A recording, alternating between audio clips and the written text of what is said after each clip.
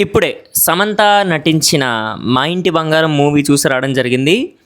అంటే నేను last time చూసింది వీళ్ళ కాంబినేషన్‌లో, అంటే డైరెక్టర్ నందిని రెడ్డి అండ్ సమంత కాంబినేషన్‌లో అయితే 'ఓ బేబీ' అండ్ లాస్ట్ ఫిల్మ్ అయితే సమంత తెలుగులో స్ట్రెయిట్ మూవీ అయితే 'ఖుషి' విజయ్ దేవరకొండ పక్కన నటించిన మూవీ. ఆ సినిమా ఓకే, బాగానే ఉంటుంది. ఇప్పుడు 'మా ఇంటి బంగారం' మూవీ రివ్యూ విషయానికి వస్తే, ఫస్ట్ ఆఫ్ ఆల్ సమంత తన భుజాల మీద ఈ సినిమా నడిపించింది. ఆఫ్‌కోర్స్ స్టోరీ అంతా కూడా తన చుట్టూనే తిరుగుతుంది. తను అలాగే స్క్రిప్ట్ సెలెక్ట్ చేసుకుంది. బట్ తన పెర్ఫార్మెన్స్ అయితే మూవీలో అదిరిపోయిందనే చెప్పాలి. తన క్యారెక్టర్ నేమ్ వచ్చేసి స్వర్ణ.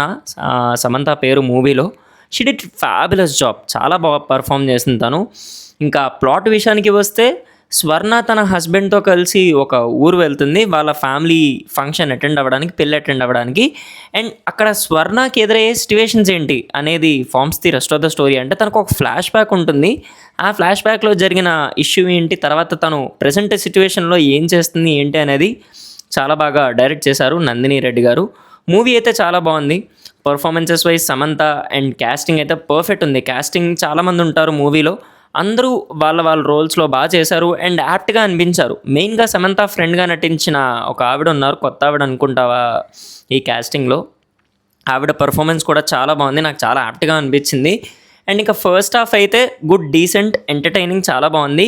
సెకండ్ హాఫే కొంచెం స్ట్రెచ్ అయినట్టు అనిపిస్తుంది. ఎందుకంటే మూవీలో ఒక పాయింట్‌లో మనకు అర్థమైపోద్ది, దిస్ ఈజ్ ది ఎండ్, కథ ఇక్కడితో అయిపోయింది. ఎందుకంటే ఇది ఒక kind of cat and mouse game. అది నేను చెప్పేస్తే స్పాయిలర్ అవుతుంది. సో అందుకని రివీల్ చేయట్లేదు స్టోరీ. సో ఒక పాయింట్‌లో మనకు అర్థమైపోద్ది ఇక్కడి నుంచి ఏం చేస్తారు ఏంటి అనేది చాలా ప్రిడిక్టబుల్ అయిపోతుంది. సో అందుకనే కొంచెం స్ట్రెచ్ అయినట్టు అనిపిస్తుంది. బట్ ఇంకా మూవీలో పాజిటివ్స్ అంటే Santosh Narayan BGM and songs చాలా బాగున్నాయి.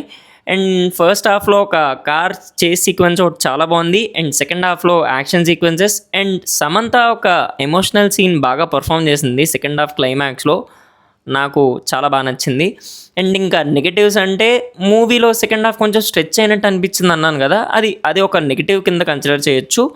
అండ్ ఇంకా కొన్ని పార్ట్స్లో సమంత డబ్బింగ్ ఇంకా ఇంప్రూవైజ్ చేసి ఉంటే బాగుండేది. ఎందుకంటే మనకి చిన్మయి వాయిస్లో విని చాలా అలవాటు అయిపోవడం వల్ల, అండ్ విలన్ వాయిస్ కొంచెం నాన్ సింక్లా అనిపించింది కొన్ని ఏరియాస్లో.